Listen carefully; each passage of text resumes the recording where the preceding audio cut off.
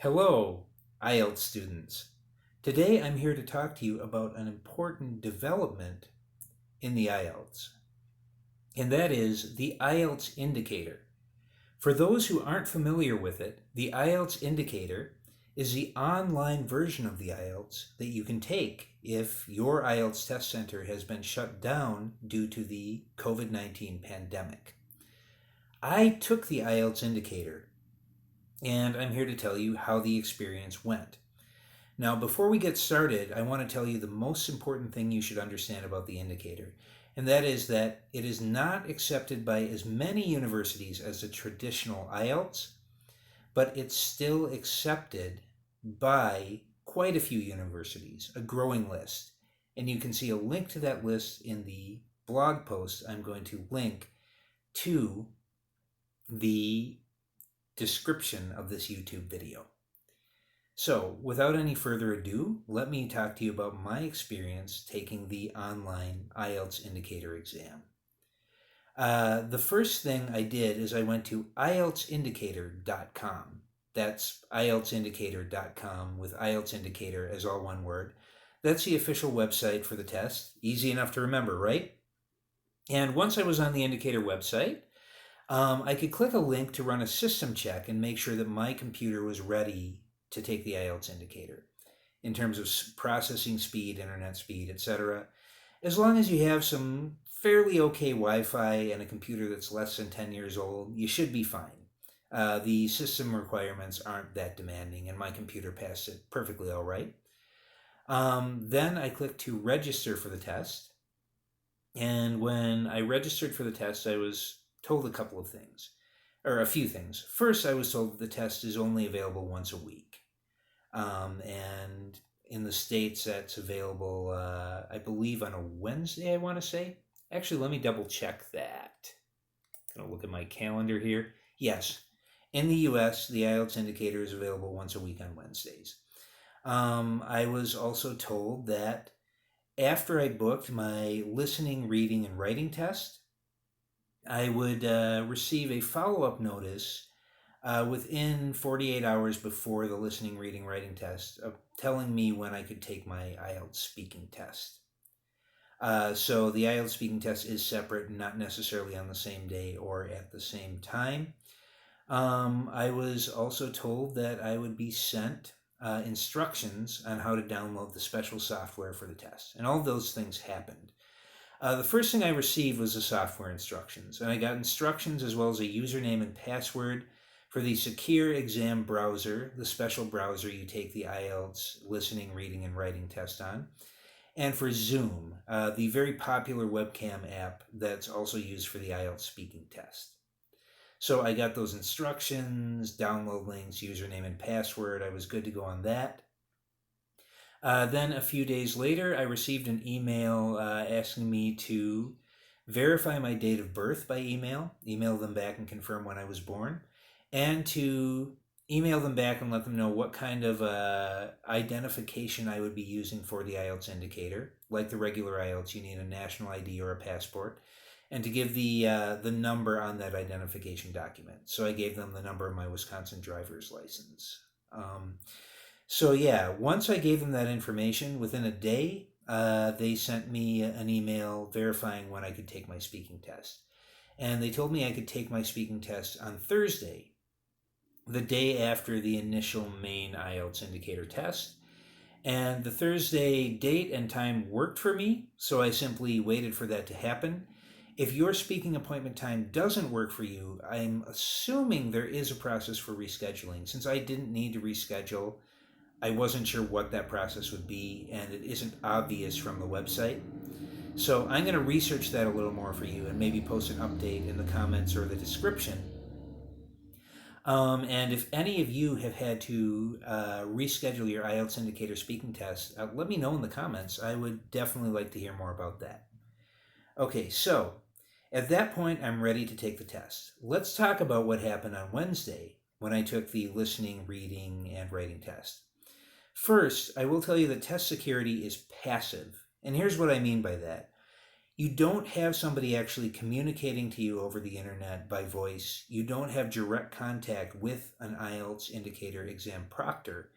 However, the IELTS Indicator, while it's running, there is someone there who can monitor your computer activity and also use your microphone and camera to see what the sound is like in your testing environment and to make sure you don't have any prohibited items within the immediate area surrounding your computer and your computer's camera. So I made sure I was in a nice, quiet environment, and I made sure that I had only the allowed items with me for the test. And what are those allowed items? Well, let me show you. Paper, and you can just rip paper out of a notebook. They're not particular about what kind of paper you have. And a number 2 pencil like this one. And I actually had 2 or 3 number 2 pencils like this one in case one of them had the lead break. And that's for note taking. That's what you're allowed to have immediately with you while you take the listening, reading, and writing portion of the IELTS Indicator. So, with that security protocol up, I opened the Secure Exam browser, and once that was running, I couldn't access any other part of my computer. You can't do that unless you exit the browser, and well, there is an exit button. I advise against that, because if you exit the browser, the test ends, and I'm not sure if they'd let you back in. So I just stayed in that browser. I clicked through the first couple of screens, which had me, again, click to verify my identity and read some general instructions.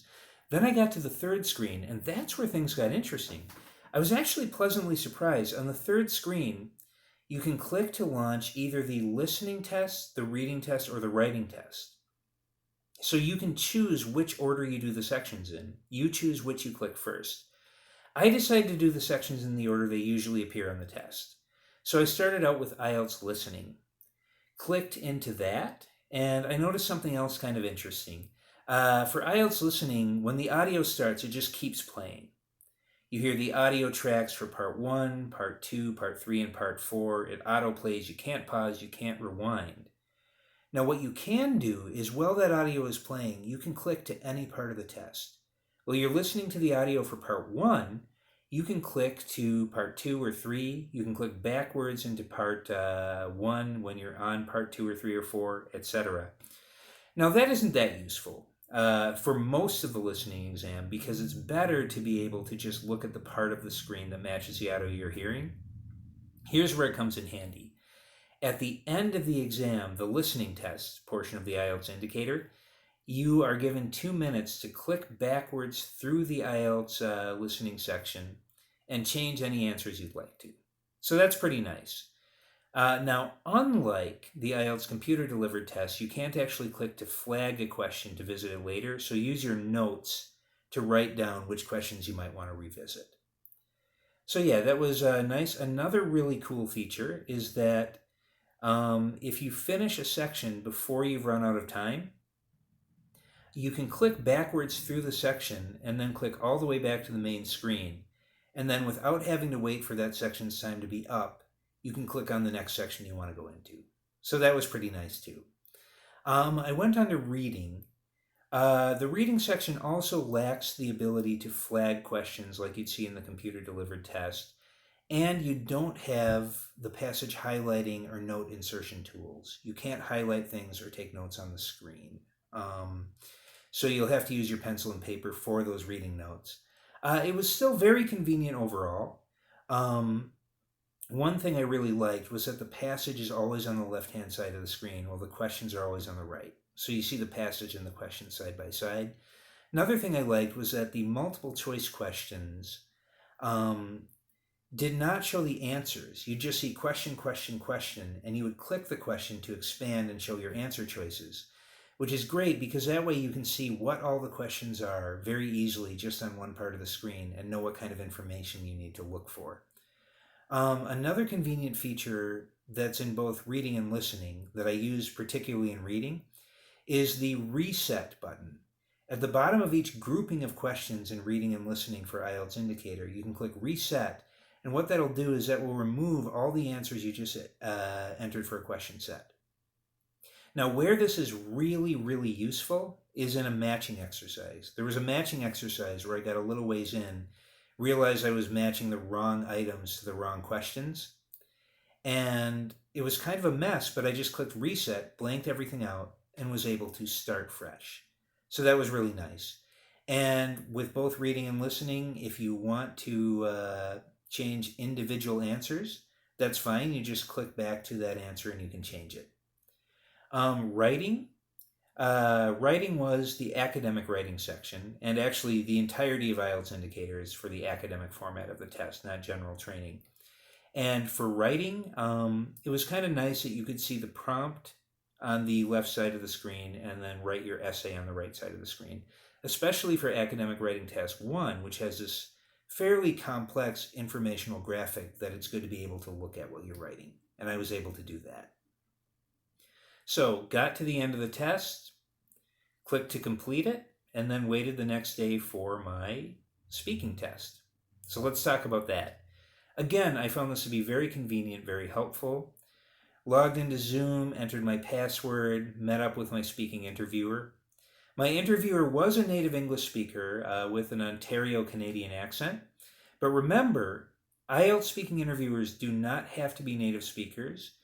You can't be sure exactly which accent you'll hear on your own IELTS Indicator speaking test day, but you can be sure that the interviewer will speak very good English. My interviewer was remarkably helpful. I had never actually properly taken an IELTS speaking section interview before, and he guided me when I was making a few mistakes in following the instructions, told me when I needed to say a little more, when I needed to stop talking. And if you have to be guided through that, it doesn't necessarily adversely affect your score. And I know this because I got a 9 on IELTS speaking, as you would hope I would because I am a native English speaker. So that was great. Speaking of those scores like those 9s, let's talk about the score report. That's also very painless and convenient. You get to see your scores within 7 days of taking the test. They just came to me in my email box. I didn't have to log in or specially request that I could view my scores. You do have to log in and request the ability to view your scores or to send your scores to universities. And yeah, the IELTS Indicator is accepted by a growing number of universities. It's remarkably convenient, quite painless. I highly recommend it if you're not able to get into a regular IELTS testing center. I hope all of this has been informative and helpful. All of you have a wonderful day.